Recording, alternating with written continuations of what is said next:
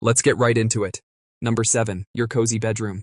Ah yes, your bedroom. The one place you feel safe enough to let your face smush into a drool-soaked pillow for 8 hours a night. But here's the thing. Your safe space is basically a microscopic crime scene. Your bed is a biological theme park of dust mites, fungal spores, and bacteria. Those pillows you've been sleeping on for years? By weight, they're a disturbing percentage not pillow anymore. They're stuffed with skin flakes, bug poop, and enough microbial freeloaders to qualify for their own census. You're not sleeping alone, you're running a tiny Airbnb for creatures that live rent-free on your face, and it doesn't stop there. Ever wonder why you sometimes wake up groggy, itchy, or with random sneezing fits? That's your body trying to survive the ecosystem you willingly climb into each night. Your immune system is basically working the graveyard shift, fighting a microscopic bar fight happening in your sheets.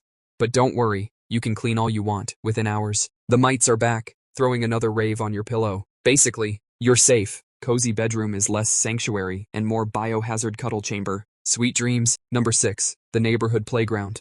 Nothing says innocent childhood fun like a brightly painted jungle gym, with squeaky swings and those plastic slides that burn your thighs in the summer. But if you think the playground is all giggles and scraped knees, brace yourself. That sandbox? Yeah, it's less a castle-building paradise and more a public litter box for every passing cat, raccoon, and possibly drunk teenager. Studies have found playground sandboxes crawling with parasites, fecal bacteria, and the occasional sharp surprise left behind by humans who should not be allowed near children's spaces. Slide handles and swing chains, germ magnets. Kids sneeze, cough, and wipe their sticky hands all over them, turning the equipment into the biological equivalent of a gas station bathroom door handle. And let's not forget the classic rusty metal. A small cut on a jungle gym? Hello tetanus shot. Parents call it playtime. Your immune system calls it an unpaid internship in disaster management. Playgrounds look like rainbow-colored havens, but in reality, they're giant petri dishes where childhood nostalgia meets microbial warfare. Basically, it's Chuck E. Cheese outdoors, just without the pizza to bribe you into forgetting how unsanitary it is.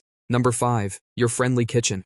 The kitchen is supposed to be the heart of the home. The smell of cookies baking, the satisfying sizzle of onions in a pan, the illusion that you're in control of your life because you finally cooked something that wasn't delivered in a greasy paper bag. But the truth? Your kitchen is a booby-trapped science lab.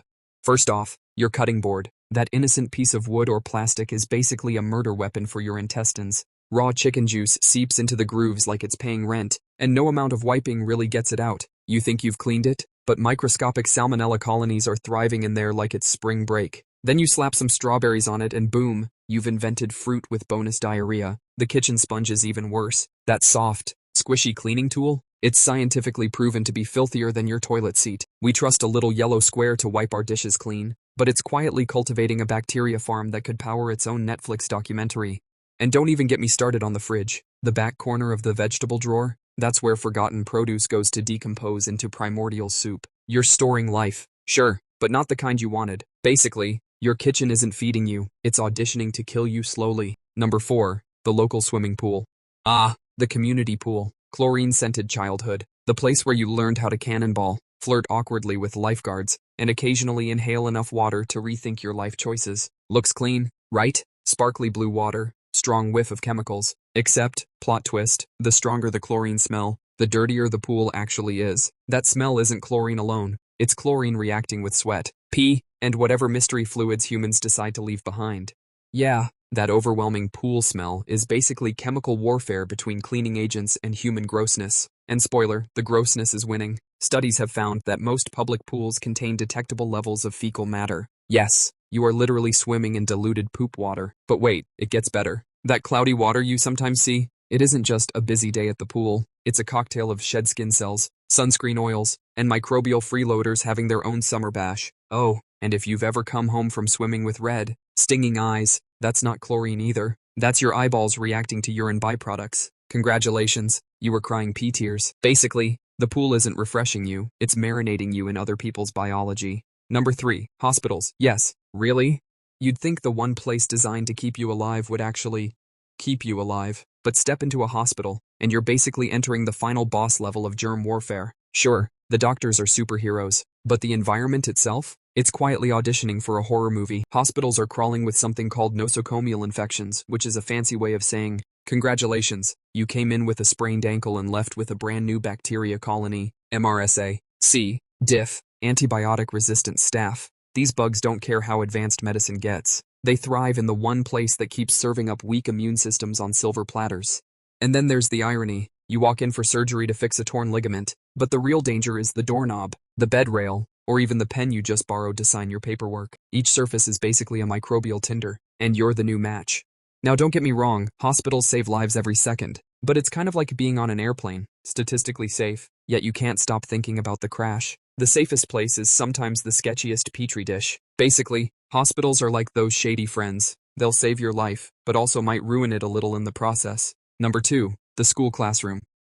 Childhood education, the chalk dust, the smell of dry erase markers, the illusion that you're learning math when really you're just counting the seconds until lunch. Classrooms feel harmless, right? Except they're basically plague incubators with homework. Think about it, 30 kids jammed into one poorly ventilated room, sneezing, coughing, and touching every shared surface like a biological flash mob. That desk you're resting your head on? It's been drooled on by half the student body since 2004. The pencils? Passed around like currency. The textbooks? They've seen more colds than a box of Kleenex.